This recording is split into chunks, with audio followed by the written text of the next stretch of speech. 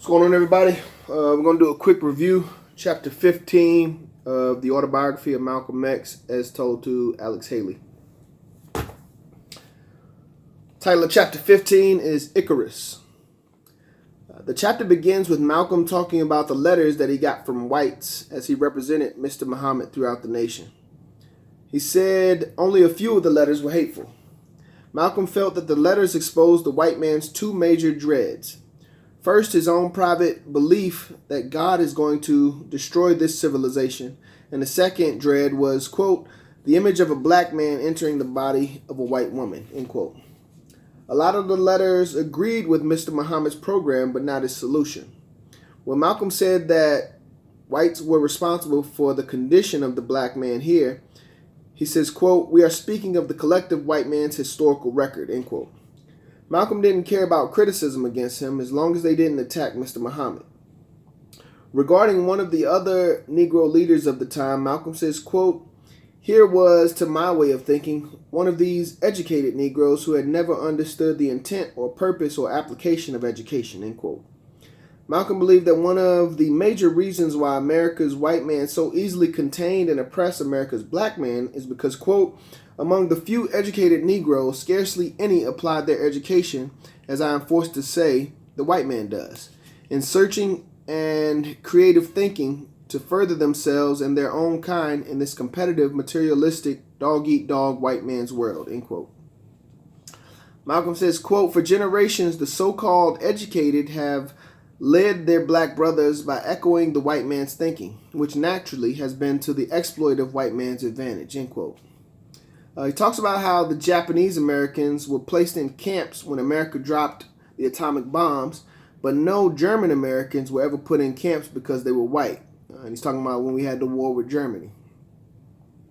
Malcolm believed, quote, what else but a controlling emotional devil so blinded by American white intelligence that it couldn't foresee that millions of black slaves, freed, then permitted even limited education, would one day rise up as a terrifying force within white America's midst, end quote. Malcolm felt that the blacks at the time could see the collective white man better than the white man could see himself. Malcolm talks about how reporters were determined to defeat Mr. Muhammad's teachings. He says, quote, I developed a mental image of reporters as human ferrets, steadily sniffing, darting, probing for some way to trick me, somehow, or to corner me in our interview exchanges, end quote. Reporters would ask Malcolm about his disapproval of the nonviolent actions of Dr. King, but Malcolm wouldn't attack them. He says, quote, still they were black people, still they were our own kind, and I would be most foolish to let the white man maneuver me against the civil rights movement, end quote. When asked about the Montgomery bus boycott, Malcolm says, quote, this hard-working Christian-believing black woman, and he's talking about Rosa Parks, but he doesn't mention her by name, she's paid her money, she sits in her seat. Just because she's black, she's asked to get up. I mean, sometimes, even for me, it's hard to believe the white man's arrogance, end quote. And then he talks about how, he mentions how he could have been a lawyer. He believed that he could have been a lawyer.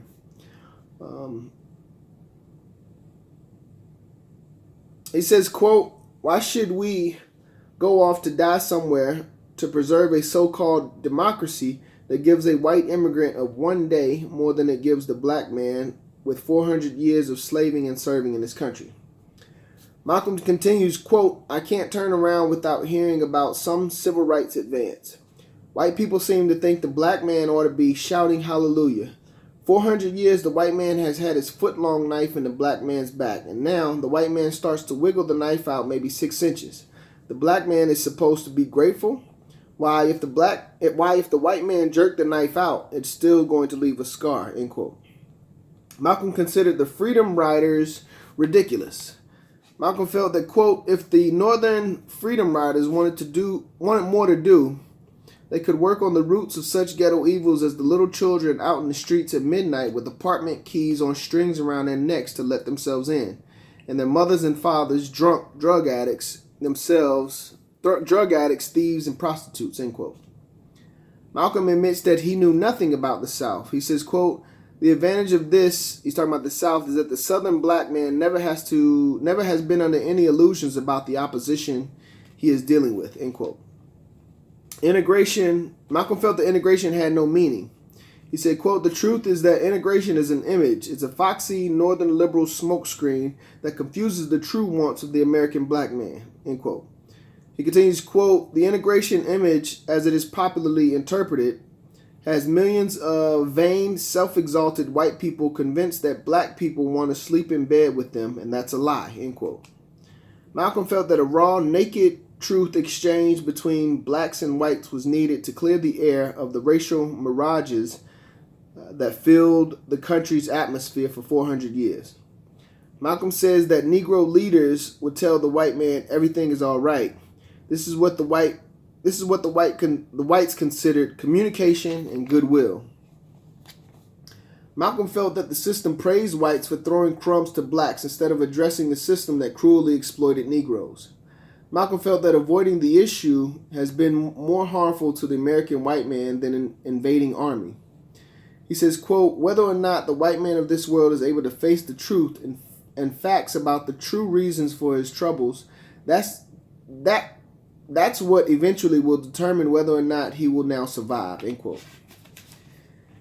How can America promote democracy abroad with photographs of American whites denying democracy to non-whites at home? Malcolm felt that, quote, "The American black man should be focusing his every effort toward building his own businesses and decent homes for himself," end quote.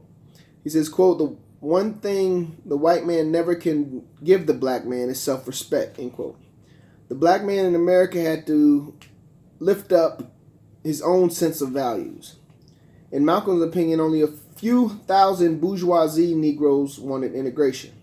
Malcolm felt that integration only led to intermarriage, and Malcolm didn't believe in intermarriage.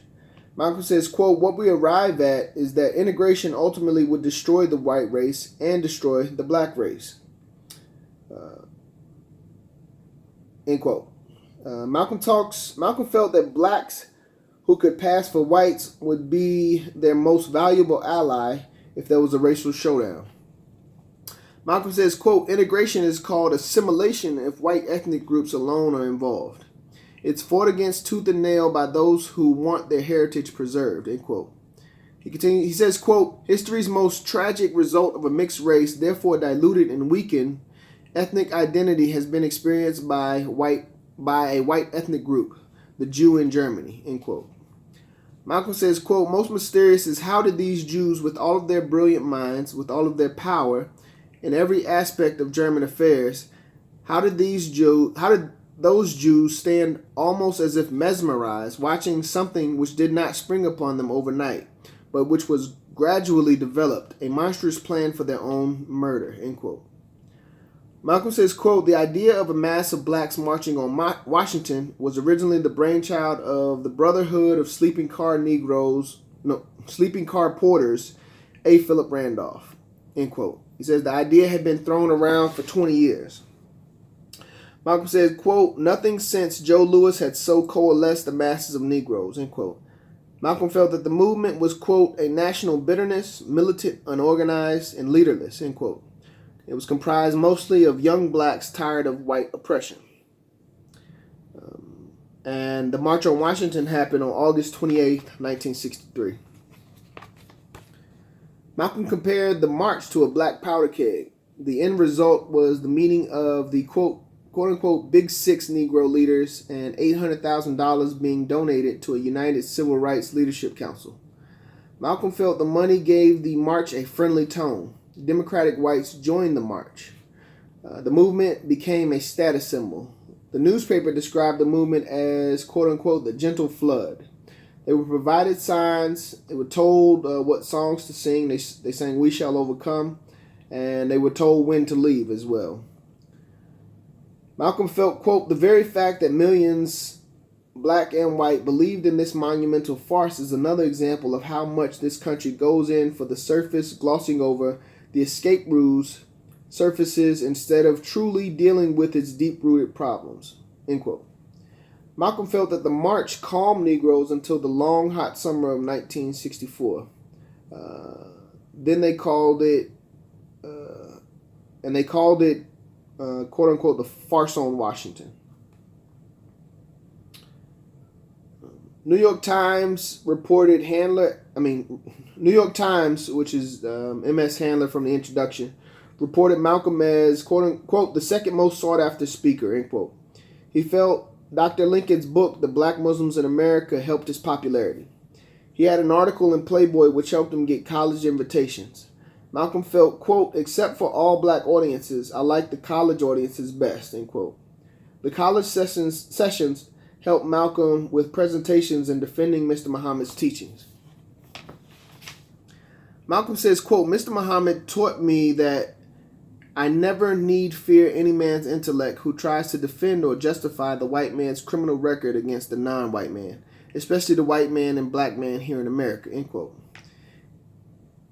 He talked about one of his talents as a speaker being his ability to gauge the temperament of the audience. He talks about how the bourgeoisie Negroes defended the white man. He had a rule to never be over-emotional. Malcolm had a rule to never be over-emotional or angry. Malcolm says, quote, I was to learn later from Mr. Muhammad's own son that Mr. Muhammad was envious because he felt unequipped to speak at colleges himself. There were only two giant white nations, America and Russia. Malcolm says, quote, the white world knows that the white man cannot survive another war. If either of the two giant white nations pushes the button, white civilization will die, end quote. He says, quote, the white man had perceived the simple message of love that the prophet Jesus lived and taught when he walked upon this earth, end quote. Malcolm says the three most important prophets in Islam were Jesus, Moses, and Muhammad. He believed in Christ but not Christianity. There was a young white blonde who asked Malcolm if he believed there were any good white people. Malcolm told the young lady that there was nothing that she could do, that she couldn't do anything to help them. Mr. Muhammad was traveling between Phoenix and Chicago, and he gave Malcolm his approval during his absence. Mr. Muhammad made Umrah pledge to the holy city Mecca. He says, quote, I believe so. Malcolm says, quote, I believe so strongly in Mr. Muhammad that I would have hurled myself between him and an assassin, end quote. Malcolm was speaking at Harvard near his old gang hideout when he thought about his old life living as what he considered an animal and how Islam was able to, quote, lift me up to save me from being what I eventually would have been, dead or a criminal if he was alive, end quote. He continues, quote, Allah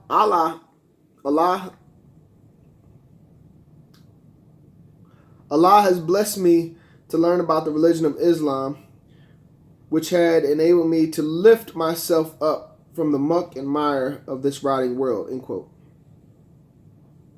Malcolm stops to think about the story Icarus, and he says, quote, Icarus's flying pleased him so much that he began thinking he was flying on his own merit, end quote.